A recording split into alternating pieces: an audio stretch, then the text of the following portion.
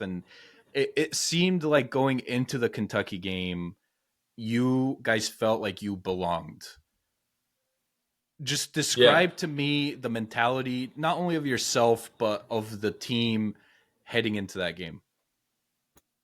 Yeah, I think it all started from Coach Campy and how he kind of managed the whole situation. Like our whole season, our goal was to make the tournament and to have an opportunity to make history. So he always talked about every game was a hurdle, and every time we cleared a hurdle, like that's one step closer for us to our goal. And we even talked about that in like our non-conference schedule at the beginning of the year. We had a couple close games to Big Ten teams at the beginning of the season, and then he would talk about, hey, if we would have cleared one of those hurdles, we would be this seed in the NCAA tournament. And then we ended up beating Xavier in a non-conference game, and he's like, hey, that's really going to help our resume. So I think he was just the way he builds out his schedule and the way he kind of teaches and coaches his team at the beginning of the season is really focused on being at your best in March and looking back on those early season experiences that maybe didn't go your way and realizing, hey, we still competed at that high level and we can do it. So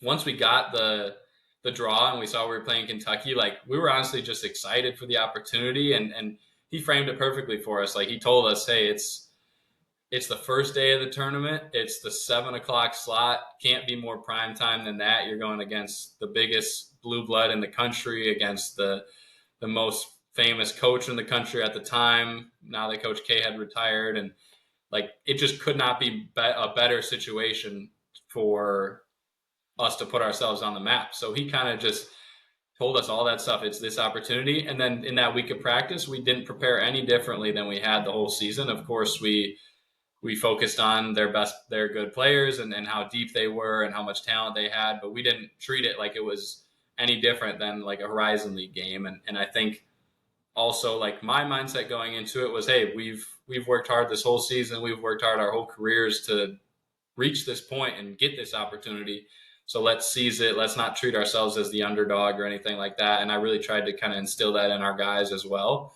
And I think even like one of my favorite parts about the week was, I mean, we're just coming from the Horizon League, so there's like maybe a couple reporters at each game, and what they cover, like really, no one's really reading it or anything like that. And all of a sudden, we're at our practice the day before the game, and there's cameras in the locker room, and like 5 reporters from Big Blue Nation accounts or whatever they are, and they start interviewing me out of nowhere, and I was confused, like, why are you guys coming to me? What are you going to ask me about? And I'll never forget, like they came up to me and, oh, like, so Kentucky is the best shooting team in the country. Like, what are you guys going to do to slow them down? And I just, for whatever reason, maybe I was feeling cocky in the moment or whatever, but I just remember saying like, hey, like, I think we have the best shooters in the country on our team.